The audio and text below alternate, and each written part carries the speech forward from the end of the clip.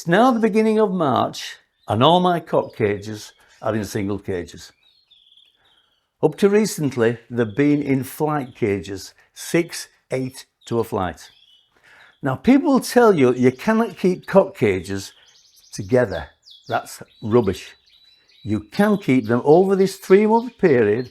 From December to March, my cocks are in flight cages like this, 6, 8 to a cage. Now, as you keep 2 red starts together in a flight cage, one will kill the other. Many years ago, I kept 2 grey wagtails over winter, or tried to.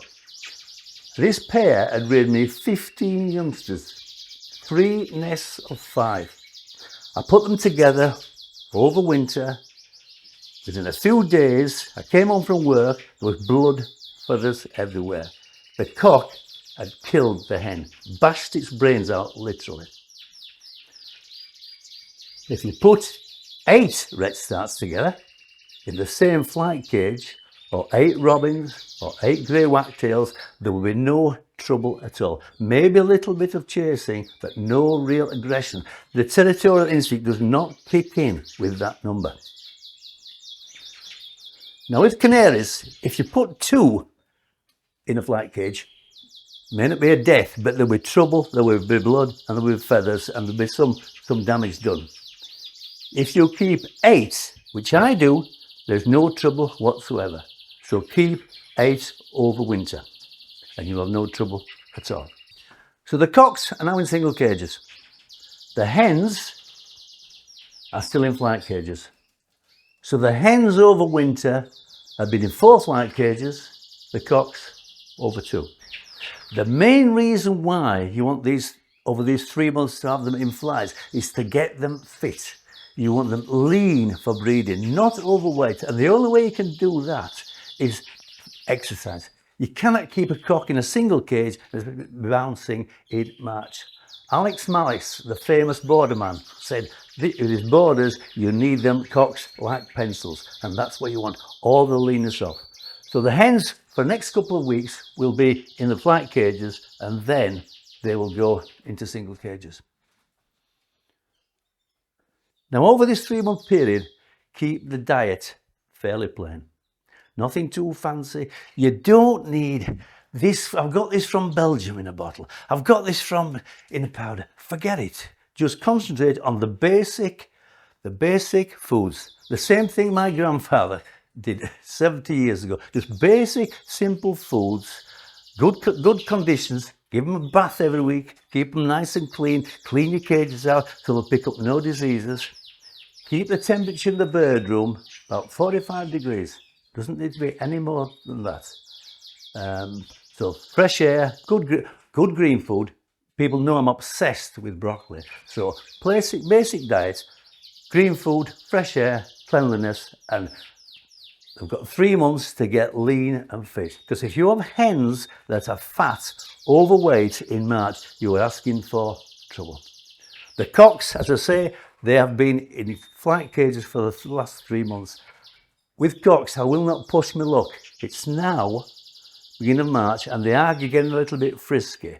I've got away with it so far, but I won't push my luck. My wild daffodils are out, the snowdrops are out, spring's in the air. So now, that's why yesterday, it's the 1st of March, these cocks went in single cages yesterday.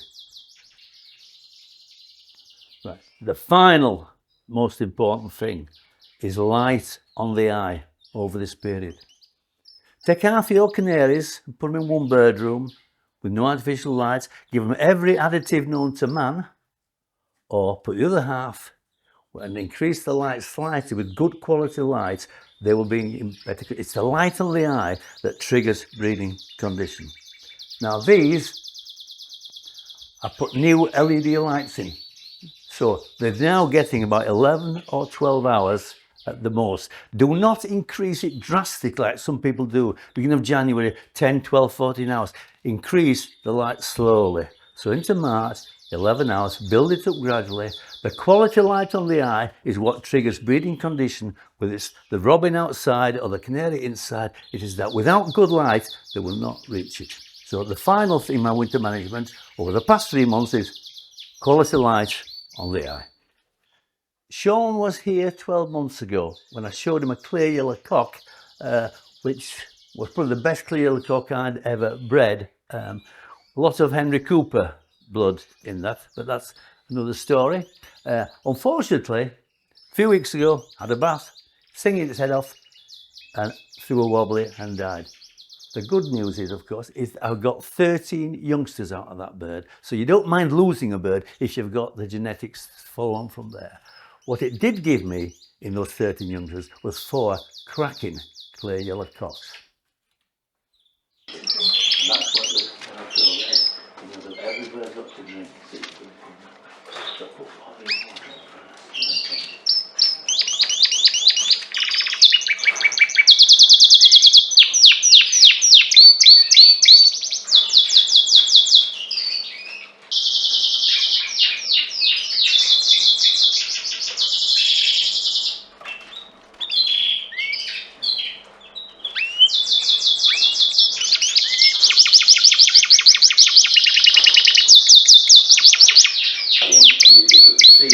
It's only 2 or 3 millimetres, but that means that that bird was £1,000 then.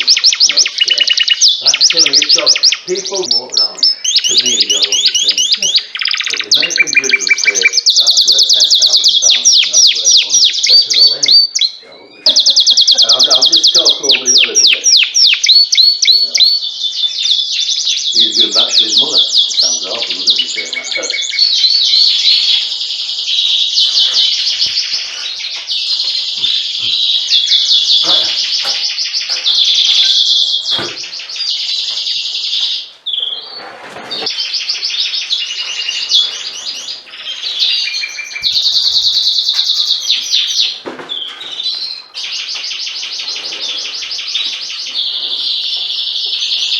So these are those 4 clear yellow cocks.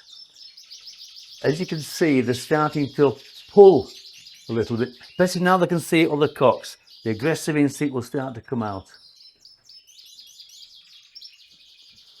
Only cocks from these 4 will I retain.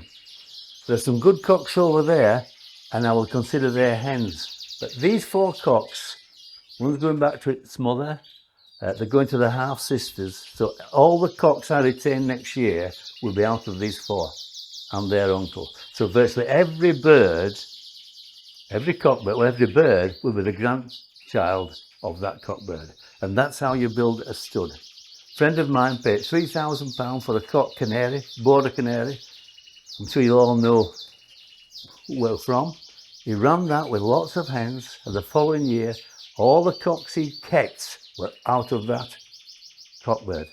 No matter how good the others were, they were down the road. And it's the same with these. They will be down the road no matter how good they are. The cocks I do not want. I only want Premier Division cockbirds. I'll accept championship hens. So the hens from other birds I will keep. But only cocks from these 4 and their uncle will I consider for 2026 breeding programme.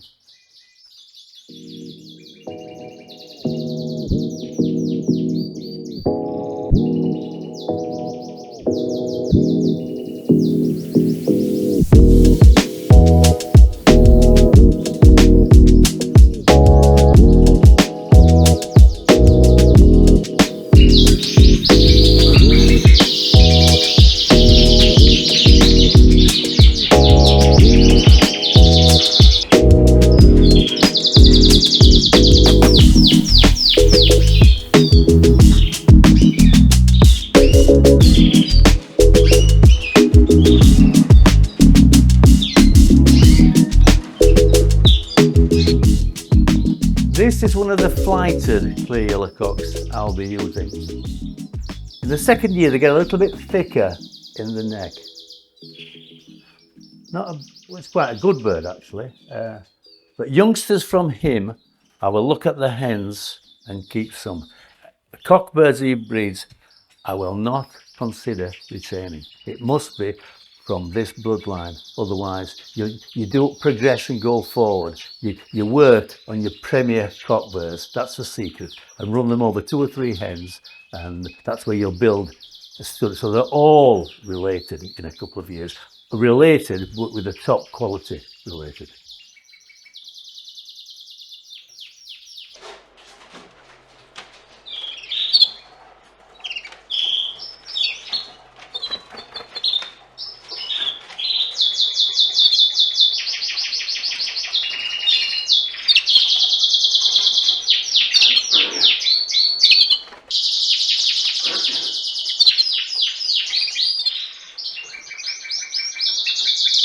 So these are the hens in 4 flight cages.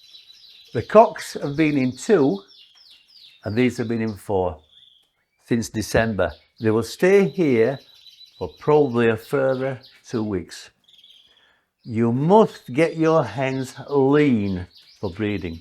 Overweight, they'll be a disaster. They'll be egg bound, they won't rear. You must have them going mad. That's why you only can achieve that by flight cages. And this is what these are. 4 flight cages from December to March. My grandfather used to say, and I've said it before, feed the cocks and starve the hens. Not literally, but they need a leaner diet. The cocks can stand a bit of extra feeding, but you want these thin, hungry. Okay. So that's been the treatment, the same treatment as the cock, plain diet. As you can see, tons of broccoli. I spend a lot of time working on those pieces of broccoli. Now this next 2 weeks and the last 2 weeks, 3 extra things. I give my birds liquid calcium because the hens will use a lot of calcium in the egg-laying period. Use scuttle, fine, if you can get it, and it is expensive. The beauty of liquid calcium, some hens may choose to eat cuttlefish bone, some may not. They all have to drink. So liquid calcium in the water. The other thing that they now have, I give my birds a feast for rearing. Nothing, don't need any foreign, Belgian, whatever. Feast made in this country, softened with a little bit of water and petit pois. Frank Meaden used petit pois to feed his bullfinches 50, 60 years ago. At the time, I didn't know what petit pois was, but now I feed it with the feast. And the third thing I do, dandelion leaves. Dug up a few minutes ago, washed.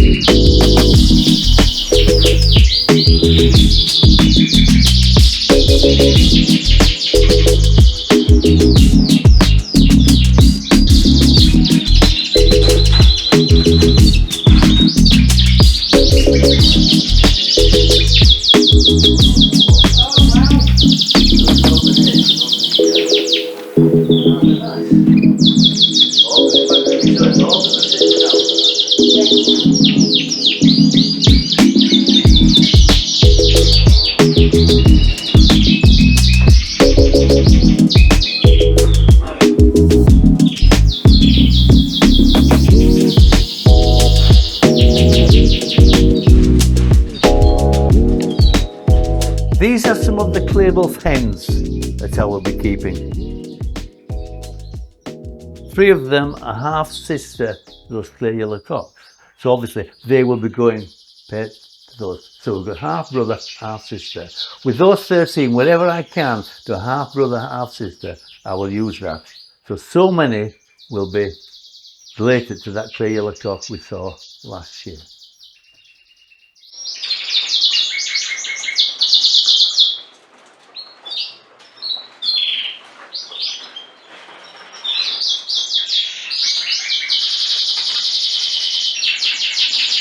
So the hens will go in single cages shortly.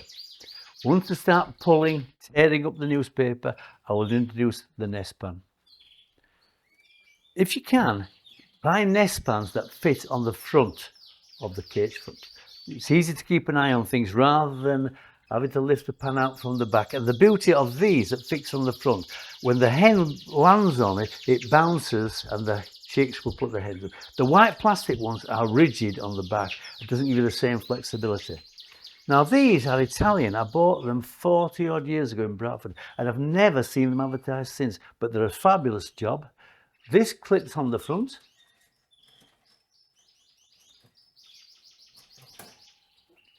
Put a lining in the pan and place it there. Sphagnum moss. Whether you're breeding chaffinches, goldfinches, greenfinches, siskins, this is all you need to start a nest. Such as bullfinches need thin roots, but all the common finches and the canary, wash it. I haven't washed this yet, I only just collected it, and place it in there. They will try to nibble a bit at first, not quite sure whether it's food or nesting material. So give it a thorough wash and then put it there. And this little hen here, in a few days, we'll be taking it in earnest. Once they start building the nest with moss, I just supply basic cotton wool. You can get nesting materials from Belgium. I got some a while ago. I was given some.